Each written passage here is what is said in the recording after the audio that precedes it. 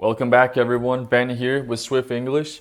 So today we're taking a look at a new TOEFL Speaking Task 1 question. Should you read news about nutrition and diet frequently?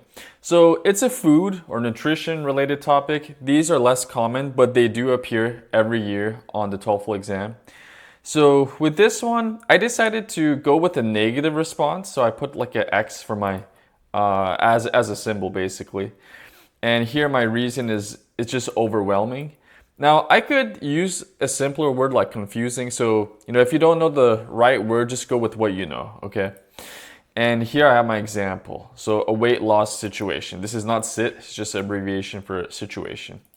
So, well, I definitely don't think it's a good idea. So this is where I state my opinion.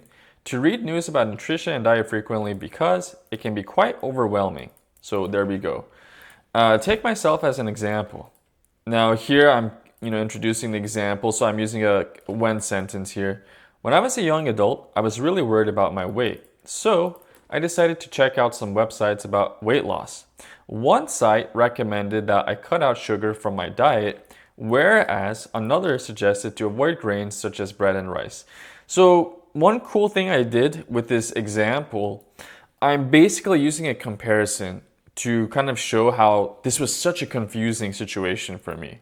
And I do that by, stating a fact about one of these sites, and then I use whereas, or you could use while too, it works, and then mentioning, a totally different thing right here.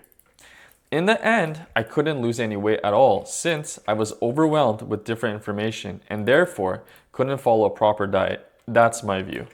So this is the response, this is the way I would develop my example, my response, if I was going with a negative one, as you can see here. Hope you guys found this useful. Please like, share, and subscribe. Leave a comment down below. It really helps the algorithm. I appreciate it. Have a good one. See you next time.